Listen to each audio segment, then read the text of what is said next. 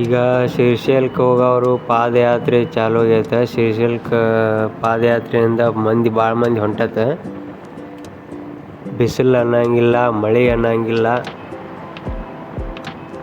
ಮೈ ಕೈ ಕಾಲು ಏನು ಉಸಿರು ನಡೆದು ಮಾತ್ರ ಬಿಡಂಗಿಲ್ಲ ಭಕ್ತಾದಿಗಳು. ಶ್ರೀಶೈಲಕ್ಕೆ ಎಷ್ಟಾದರೂ ವರ್ಷ ಇಷ್ಟು ಮಂದಿ ಹೋಗತ್ತತ್ತು. ಪ್ರತಿ ವರ್ಷ ಹೆಚ್ಚಾಕತ್ತು, ಕಡಿಮೆ ಏನಾಗಂಗಿಲ್ಲ. ಈಗ ಇವರು ಇಲ್ಲೇ ಬಾಗಲಕೋಟೆ ಬಾಗಲಕೋಟೆಯಿಂದ ಶ್ರೀಶೈಲ ಯಾತ್ರೆಯನ್ನು ಕೈಗೊಂಡಾರ. ಈಗ ಅಲ್ಲಿ ಮಟ್ಟ ಹೋಗಿ ಮುಟ್ಬೇಕಾದ್ರೆ ಒಂದು 15 ದಿವಸ ಬೇಕು ಇವ್ರಿಗೆ. 15 ದಿವಸ ಗಂಟ್ಲೆ ನಡ್ಕೊತಾನೆ ಹೋಗೋದು. ಕೈಯ ಕಾಲನ್ನು ಉಸಿರು ಒಂದು ಸ್ವಲ್ಪ ರೆಸ್ಟ್ ಮಾಡಿ ಮತ್ತೆ ಬಿಸಿಲು ಅನ್ನಂಗಿಲ್ಲ, ಏನಿಲ್ಲ. ಹಂಗೆ ಮತ್ತೆ ನಡ್ಕೋತ ಪಾದಯಾತ್ರೆ ಕಂಟಿನ್ಯೂ ಮಾಡ್ಕೋತ ಹೋಗ್ತಾರೆ. ಈಗ ಭಕ್ತಾದಿಗಳಿಗೆ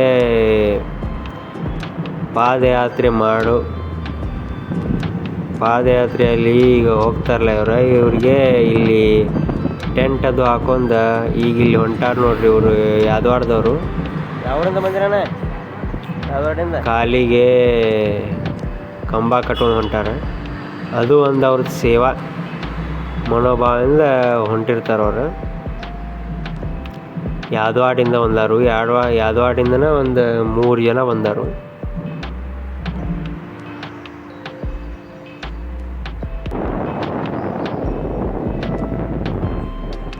ಯಾವರಿಂದಾನೆ? ಇವರು ಯಾದವಾಡದವ್ರೆ ಈಗ ಹೋದವರು.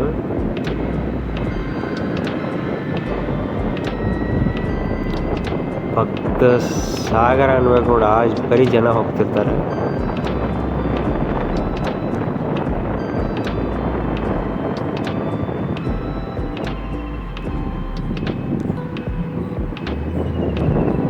ಯಾವರಿಂದಾನೆ? 3 ಮಂದಿ ಯಾದವಾಡದವ್ರೆ. 3 ಮಂದಿ ಯಾದವಾಡದವ್ರೆ. ಚಲೋ ಅಲ್ಲೇನ? ಹೋಗಿ ಬರ್ರಿ.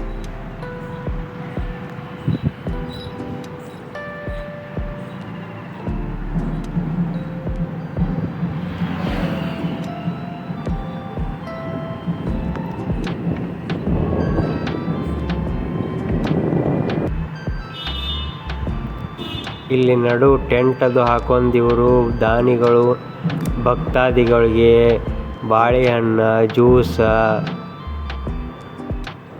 ಚಹಾ ಹಿಂಗೆ ದಾನಿಗಳ ರೋಡ್ ಬಾಜುಕ್ಕೆ ಒಂದು ಟೆಂಟ್ ಹಾಕೊಂಡು ಭಕ್ತಾದಿಗಳಿಗೆ ಪ್ರಸಾದ ರೂಪವಾಗಿ ಊಟನೂ ಕೊಡ್ತಾರೆ, ನಾಷ್ಟಾನು ಮಾಡ್ತಾರೆ. ಆ ಟೈಮಿಗೆ ಏನೇ ಇರ್ತದಲ್ಲ ಅದನ್ನೆಲ್ಲ ಇಟ್ಟಿರ್ತಾರೆ ದಾನಿಗಳು. ದಾನ ಮಾಡ್ತಿರ್ತಾರೆ ಅವ್ರು. ಇವ್ರ ಭಕ್ತಾದಿಗಳ ಪಾದಯಾತ್ರೆ ಸಾಗಲಿ ಅಂತೇಳಿ ಅವರೆಲ್ಲ ಈ ಟೈಪ್ ದಾನ ಮಾಡ್ತಿರ್ತಾರೆ. ಒಬ್ರು ಬಾಳೆಹಣ್ಣು ಕೊಡ್ತಾರೆ, ಒಬ್ರು ದ್ರಾಕ್ಷಿ ಕೊಡ್ತಾರೆ, ಒಬ್ರು ಬಿಸ್ಕಿಟ್ ಕೊಡ್ತಾರೆ, ಒಬ್ರು ಚಹಾ ಕೊಡ್ತಾರೆ.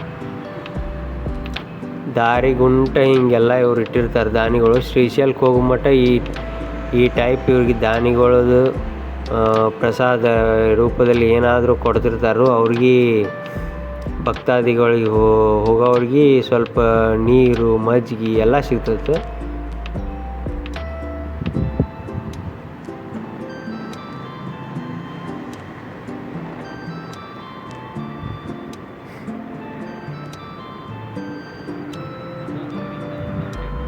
ಇಲ್ಲಿ ಹೋಗೋವ್ರಿಗೆ ಮೆಡಿಕಲ್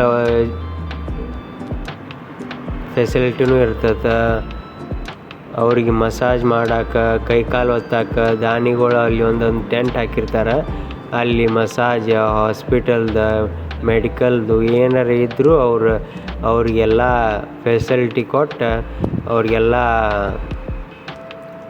ಏನು ಬೇಕು ಅವ್ರಿಗೆ ಕೇಳಿ ಕೈ ಕಾಲು ಒತ್ತೋದು, ಮಸಾಜ್ ಮಾಡೋದು, ಅವ್ರನ್ನ ಕೈಯ ಕಾಲ ನೋಸ್ತಿರ್ತಾವಲ್ಲ ಅವ್ರಿಗೆ ಅದೆಲ್ಲ ಟ್ರೀಟ್ಮೆಂಟ್ ಕೊಟ್ಟು ಅವ್ರಿಗೆ ಕಳಿಸ್ತಾರೆ.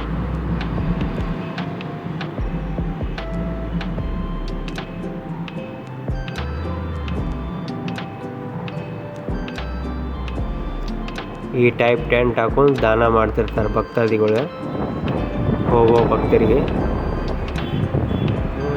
ಒಂದು 10 ಫುಟ್ ಕಾಲಿಗೆ ಬಡಿ ಕಟ್ಟೋ ಹೊಂಟಾರ ನೋಡ್ರಿ.